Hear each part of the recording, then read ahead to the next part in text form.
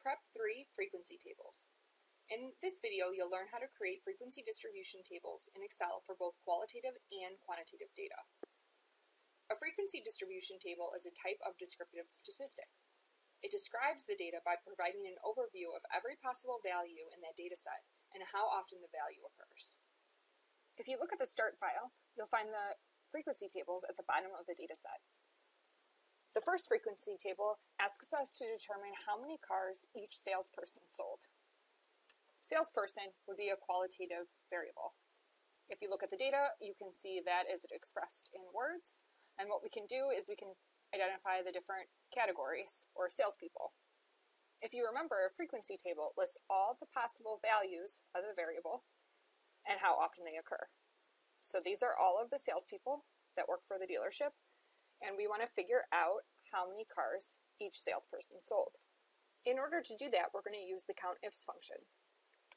The COUNTIFs function tells Excel to look at an array of data and identify how many times a certain value occurs. First, we have to identify the criteria range. This is the array of data that we want Excel to look at. And I am going to lock those cells, both the columns and the rows, because the array for salespeople is always the same, so we want it to remain the same as we copy that function down. Then Excel asks for the criteria. The criteria would be the specific value we want Excel to count. So in this example, it would be Joe Tanner. I'm going to close my parenthesis, hit enter, and copy it down all the way to Ralph. If you double click to open up the formula, you can see that our references are correct.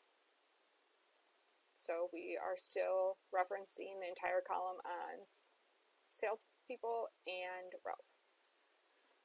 We're also going to want to total these, so I'm going to use the sum function. It's often beneficial to check the total of your frequencies with your data. So you would want to make sure that you would have 69 rows of data, and then that would match the total. We also want to determine the percentage. So what percentage of total sales did Joe Tanner have? So in order to do that, we'll do equals the frequency for Joe divided by the total. And I'm going to lock the total, that way we can copy this formula down.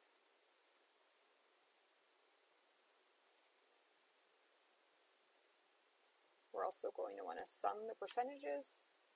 This is another way to check for errors. This should equal 100%, and it does. And we can change these to percentages. The second table is a frequency table for quantitative data. In this table, we want to figure out how many cars were sold between specific values. So for example, we want to figure out how many cars were sold that were $25,000 or less, how many cars sold between $25,000 and $50,000. It's really common to create what's called a grouped frequency table for quantitative data. This is when we create groups or intervals. And the reason we do this is because it makes the table much more manageable. So if each row was devoted to a specific selling price, the table would be really, really long. It would be difficult to read. So we create intervals or ranges. In order to determine the frequency, we are going to use the COUNTIFs function. So basically, we're going to tell Excel to count up the number of selling prices that are between 0 and 25,000. The criteria range is going to be selling price. I'm going to select the data, and I am going to lock it. So you can see that we have two criteria. One criteria is the selling price has to be $0 or more, and the second criteria is that it has to be less than 25,000. So I'm going to list the first criteria. So it's that it has to be greater than or equal to, and I'm going to put that in quotes, and 0. The second criteria is it has to be less than 25,000. So before we specify that criteria, we have to indicate the criteria range for the second criteria, and that would be the selling price again. So I'm going to select that data, and I'm going to lock it. And then we can indicate the second criteria, which is less than, and I have to put the less than sign in quotes. Use the ampersand symbol to connect it with that cell that has 25,000. I'm going to close my parentheses and hit enter. And then I'm going to copy my function down. I'm going to sum.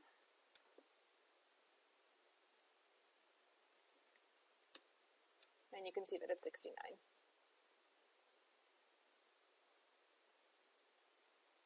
Now we can compute the percentage for each interval. So we would take the frequency divided by the total. We're going to lock the total. And we can copy that down. And then sum all of the percentages.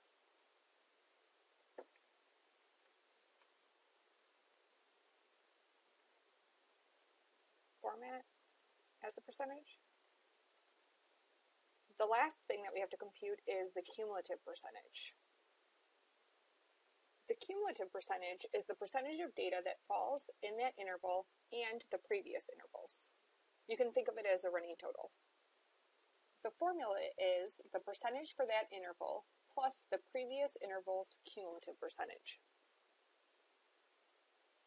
So again, the formula is the percentage of that interval plus the cumulative percentage of the previous interval.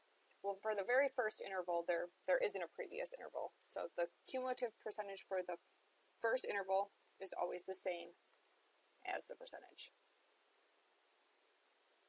For the second interval, again, it's the percentage plus the previous interval's cumulative percentage. So 23% of the cars fell in this interval and the previous interval. So this is basically saying 23% of the cars sold for $50,000 or less. We can copy this formula down.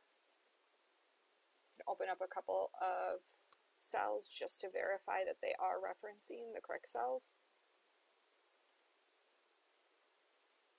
So this is saying 83% of the cars sold were $100,000 or less.